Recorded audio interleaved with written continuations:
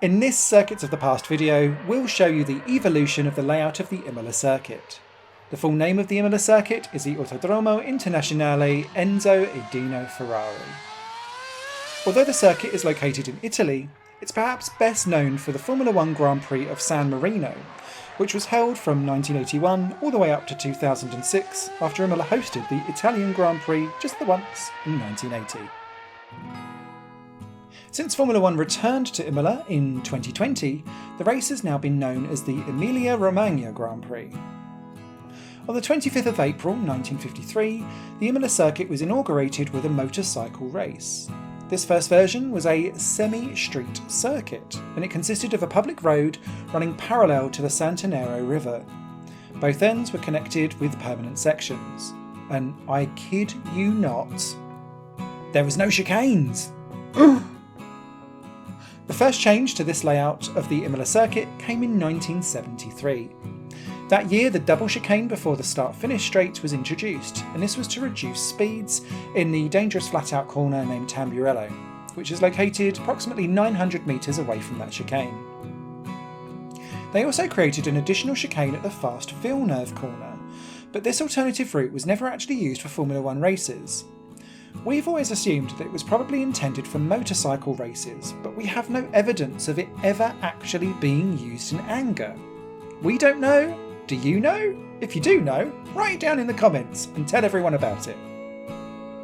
In 1974, another chicane was added to the layout to reduce high speeds and the permanent section. 7 years later, in 1981, the Imola circuit was modified with, you guessed it, another chicane. Oh yes, you can never clearly have enough. This chicane was located right before the double right-hander named Acqua Minerale, and now the Imola circuit didn't just have 1 or 2 or 3 chicanes, it had 4. The most tragic event though was at the 1994 Formula 1 San Marino Grand Prix, often named the Black Weekend of motorsport. During the first qualifying session on Friday, Brazilian driver Rubens Barrichello had a serious accident in the first of the double chicanes before the start-finish. He was airlifted to hospital but escaped with relatively minor injuries. It seemed as if he'd used up all of the last bit of luck for the weekend though, because during the second qualifying session on Saturday, Austrian driver Roland Ratzenberger died after a crash at the flat-out Villeneuve corner. Someone who was very shocked at this was a legendary Brazilian driver, Ayrton Senna. The same fate awaited him during the race on Sunday. In the infamous Tamburello corner, his Williams suddenly went straight and crashed into the wall. Senna died in hospital later that day. This tragic Formula 1 weekend caused some of the most radical changes to the layout of the Imola circuit, as well as safety in general.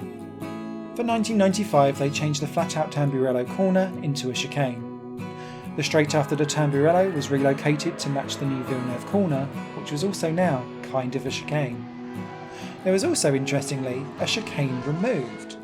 The Acqua Minerale combination was completely redesigned, this time without a chicane, and arguably with a greater challenge. Also, the double left-hander named Rivazza moved to the inside slightly to create a bigger runoff area on the outside. And finally, the double chicane before the start-finish was changed into a single chicane. For the 2005 season, there was a slight adjustment to the Variante Alta. During a huge reconstruction led by Hermann Tilke, in 2007 a new pit complex was built. They also relocated part of the start-finish straight, which actually is now not completely straight anymore. The final chicane was retained as an additional chicane for motorcycle races. Where it was originally on the right-hand side of the start-finish straight, now it was on the left-hand side. Here are some pictures taken during the 2007 reconstruction.